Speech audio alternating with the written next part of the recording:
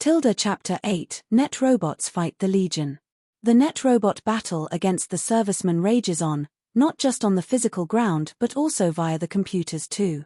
The base is identifying that the net robots are trying to shut down the shielding of the base, resulting in a hacking battle between opponents. Even one of the net robots does see signs of a hidden vehicle scooting away from the battle.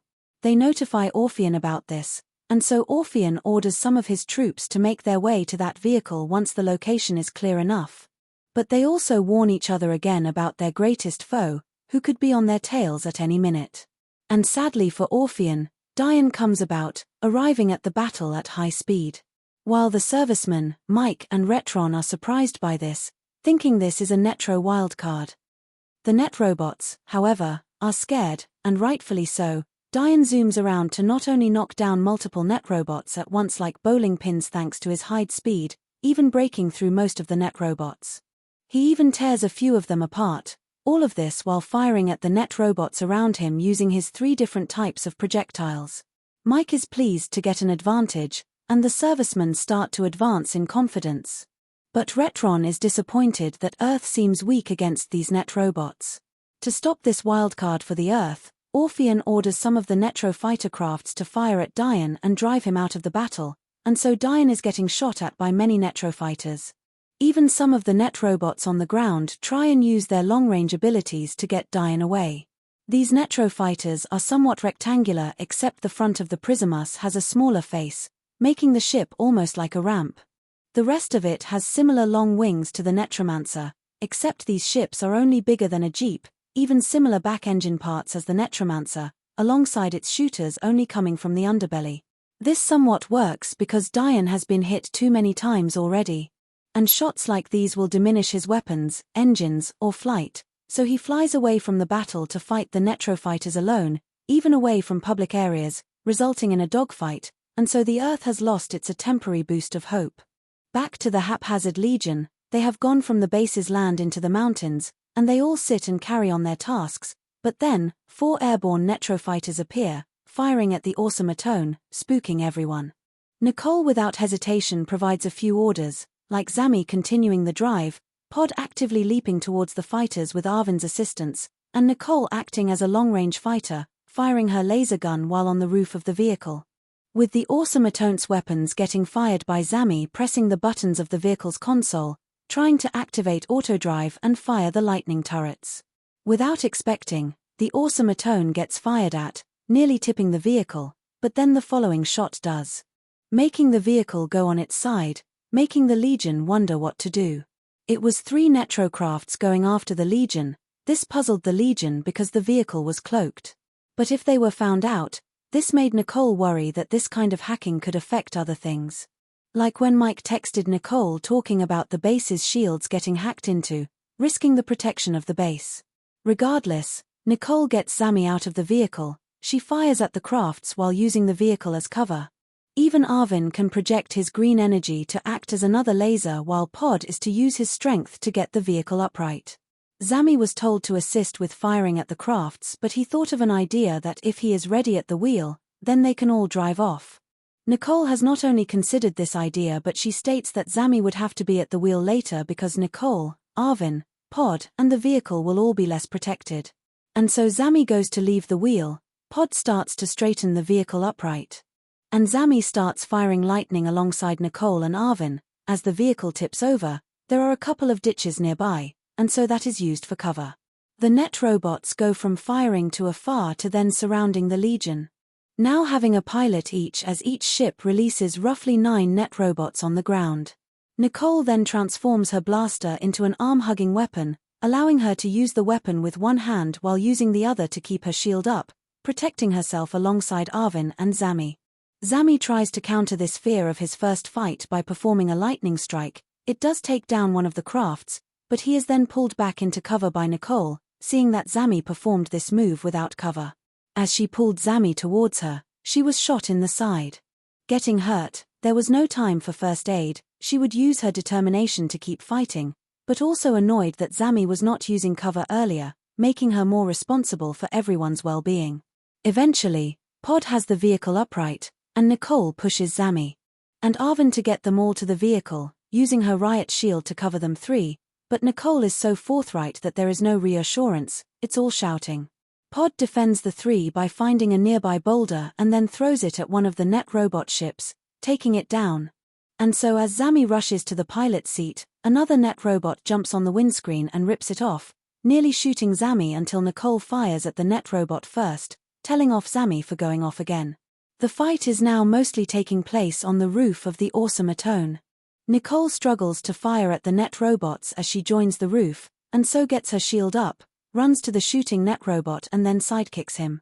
She has the strength to do that thanks to her suit giving her some resistance and strength to hit a metallic form. Arvin sees this and nearly delivers a devastating blow to the fallen net robot, but he gets distracted, frustrating Nicole that Arvin needs to finish his first foe before getting on to the next, and so Nicole finishes the job instead, firing at the net robot who has landed on his back.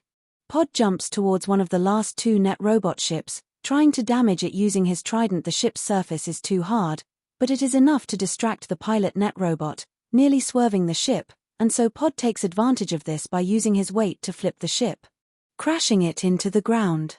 Zami on the other hand takes a tad egotistical, zapping a group of net robots that came from one vehicle, and even Zami is about to zap the final net robot ship, but he accidentally hits Pod as he is about to jump towards that ship. Distracted, Zami is thrown off the awesome Atone by another net robot, who lost his weapon no thanks to Arvin summoning tentacles which made that net robot escape the tentacles. Thrown onto the ground, Zami is scared, and he tries to whack him away using his lightning blunt arm gadget to whack him away, but then other net robots start to see this, firing a couple of shots up until they are taken down by Diane's lasers. Diane even fires missiles at the Legion's last net robot ship, and Diane gets firing at the net robot crafts chasing him, so Diane does fire at them all. Now he has a good angle, but one shot hits his back, no major damage, but the energy is enough to take away his flight for a decent amount of time. Then Diane helps fire at the rest of the net robots. Considering how Pod was still getting up, Nicole was trying to defend herself, Zami was shaken by the fighting, and Arvin kept going from net robot to net robot without looking around enough. The team is a mess. So far, the battle was exciting, but oddly, the teamwork is lacking once again, and the awesome Atone has stopped in its tracks because of an explosive making the vehicle tip over. Zami then has an idea to join the fight with his gadgets. Even his gadget suit, which combines the blunt arm weapons and the lightning wrist blasters, all go together. But once he steps out of the battle, everything goes pear-shaped. Zami has never experienced a rough battle like this, and this has made him scared, not knowing what to do.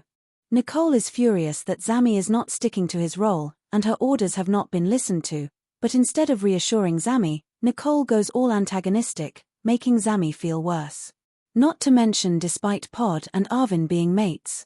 The way they approach the situation without mixing abilities is making the victory harder for everyone. It does eventually get better as Diane comes to join the fight. He was originally going to help the army of servicemen, but because he goes for cases where he is needed more. This is where he saves the Legion from any more trouble, making the Legion lack independence. Sadly, a bad laser shot does hit his back which causes him to lose his ability to fly, but this fight is over.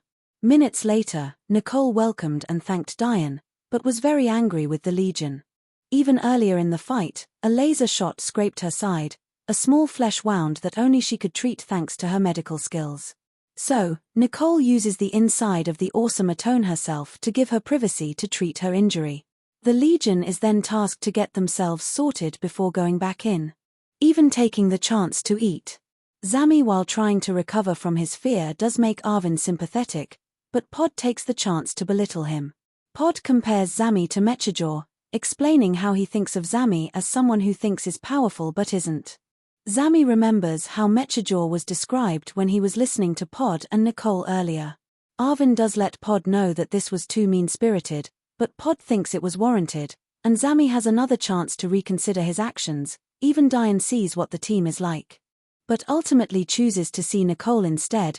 Now she has treated herself with a massive plaster on her side. As Diane sees Nicole, Nicole does get puzzled at first but is up for getting to know more about Diane, information which can be stated with other Legion members. Plus even worth telling Mike as well. After all, Mike is curious about alien life. Diane does explain that he too is a net robot, but an upgraded one, and one that is on the side of doing good, like the Legion is, trying to reduce crime and violence, but he does it on a universal level.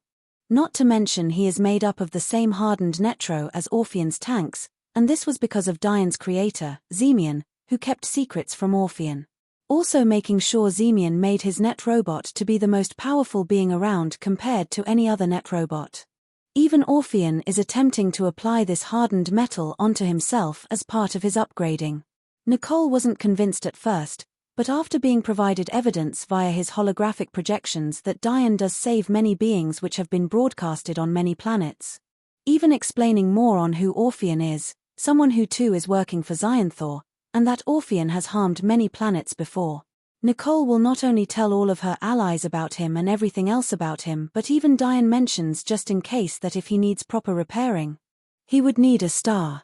Dian is aware that there is no access to an aircraft, meaning Dian would have to wait until the energy is all gone from his flight tech. A star would normally get rid of it instantly. While Pod did get upset earlier that these net robots are living beings because they do possess life force which emits from the net robots. This upset Pod because after a rough life, Pod is done taking lives. Pod then decides to go inside the awesome Atone with Arvin. But Dian does reassure him that these net robots shouldn't have even been made in the first place, himself included. He will continue helping until a huge level of peace has been reached, mainly once Xyanthor is gone, and Xyanthor is behind most of the madness in the universe. Regardless, this break is over and done. The windscreen is back on and the Legion decides to continue their way. Because Dian can listen to any digital audio, he already knows what the Legion's plan is.